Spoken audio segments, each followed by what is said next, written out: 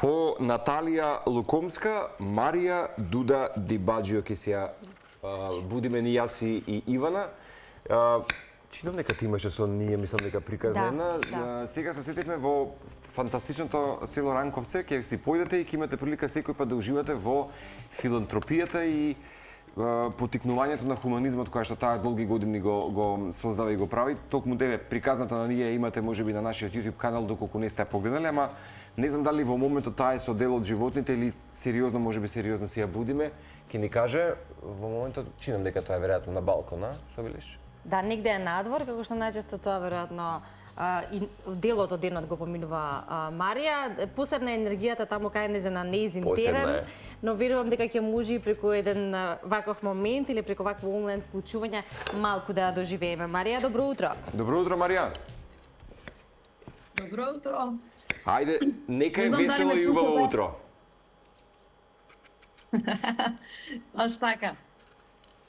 Дали сме во моментот со сите можни животни околу тебе или во моментот баш те будиме па веројатно стрча за телна телевизија?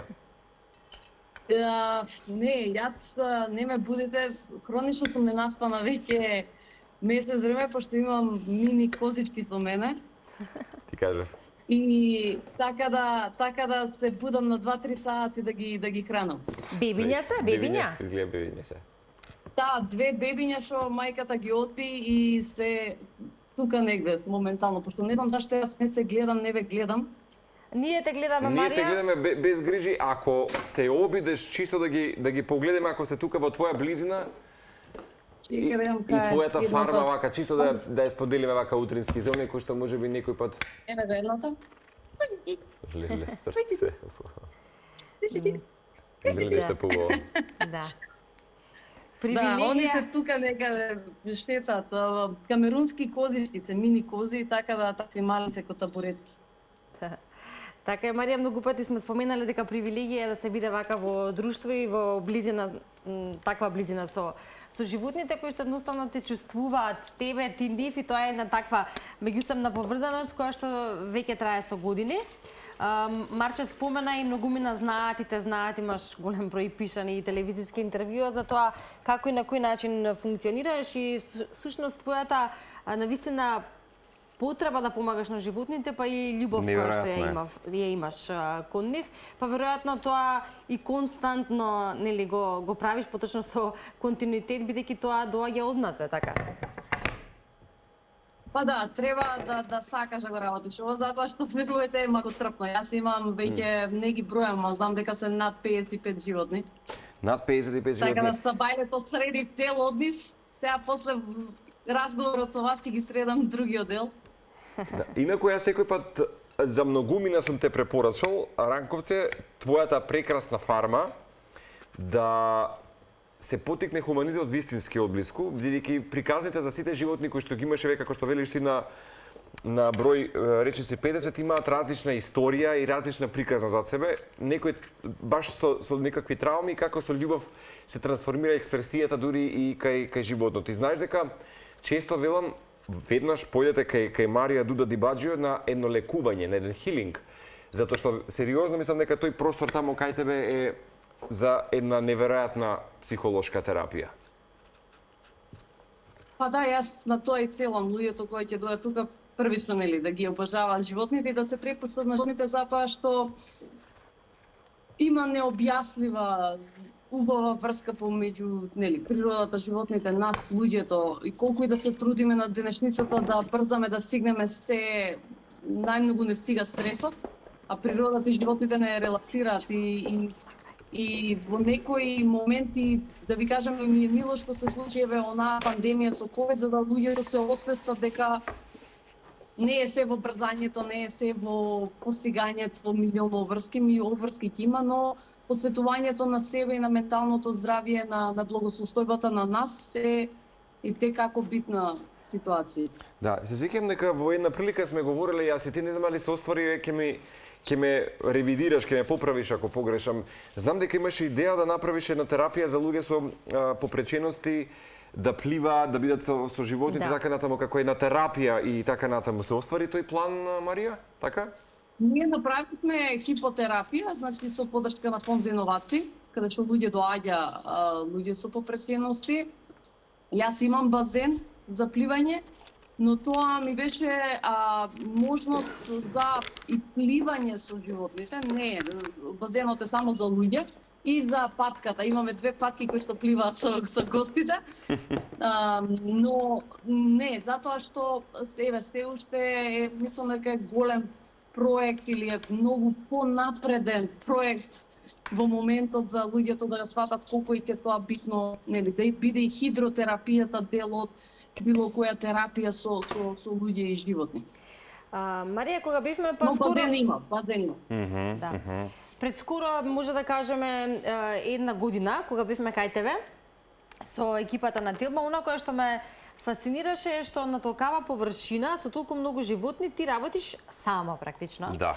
Сега имаш, рече тогаш, малку помош од родителите, но генерално главните работи и сето тоа кое што е потребно, како ќе започне денот, потоа неговиот крај, за цел тој третман кој што треба да го добијат животните, си задолжена ти. И сега, тоа, вака кога ќе се чуе, навистина и фасцинантно, но од друга страна се постава прашањето како постигнуваш пред се и за да сето тоа така можеш да го спроведеш, нели, апсолутно треба да знаеш и какви се животните. Секој од нив си бара свој посебен пристап, но и посебен третман, во тоа ќе се согласиме, па ева може и тоа да го пренесеме на гледачите овоутро. Знаете како, јас сум самоук, јас не сум пораснала на село, јас пораснав во град. И се ова што ме носија на село само летен период, моите. Но љубовта кон животните, љубовта на тоа сега што го имам, си постоеше цело време. Сега што патиштата ме однесла надвор од Македонија во урбан град како Њујорк, ковидот ме врати во Македонија, е друга приказна, но истражував многу. Кога сте сами со животните, многу се ослонувате на инстинктот, на интуицијата. Јас учев и од локални фармери, од луѓе кои што се грижат за животни, затоа што пред се како животни, како коњи, магаренца, па и кози да речем, што ги имаме тука, мора да имате и сила, физичка сила. Поготово еве летен период сега иде кроење на копита, средување на копита, тимарење на нив. Они се огромни животни. И тоа е нештото што јас го научив локално, помагајќи на луѓе тука.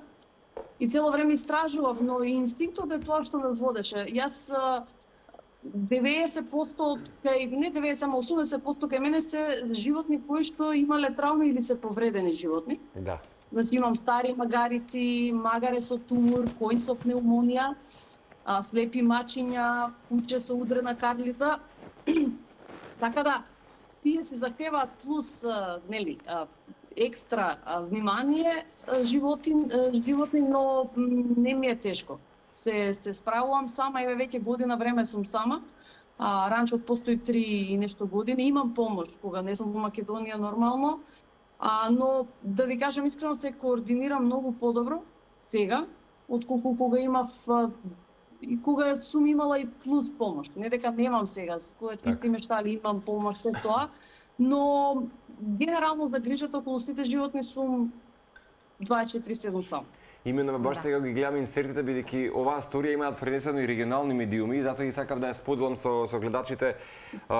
Кога говориме со Ивана, ние често знаеме да имаме бакш во нашата листа на пријатели, да ја пренесеме и да се подсетуваме. Како еден животен аларм дека без животните, без природа и без помош да бидеме про боно вклучени во се она што не обкружува, мислам дека не постои поголема духовна сатисфакција и исполнување, баш како аспирин делува сето тоа. И верувам дека целиот процес на трансформацијата е и лична своја експресија конкретно кон животот. Кога велиш да речеме поддршката, има доста мали поголеми можеби предпријатија, компании кои што комерцијално ја поддржаа идејата на Марија и ранчот? Лани имавме компанија, еве, НЛБ банка, аплицирав на некој мал грант, ме поддржа жени елит, жени бизнес менаџери, не поддржаа со храна за цела година за животните. Така да имаме компании, работиме со проекти. Претежно јас секогаш кога работам со европски проекти сакам да ги вклучиме лицата со попречено, затоа што ова е идеално место за нив. Сме среќни, имаат услови да бидат безбедни, да учествуваат со се што правиме ние и тоа е нештото што и во иднина сакам пак нели да го правам со нив. Работиме и приватно со приватни клиенти, правиме ретрити, како што кажат имавме хилинг ретрит, имавме лани исто и детокс ретрит за некористење 3 дена на телефони, сите гости што беа ги оставаат телефоните и беа инволвирани се околу природата и животните.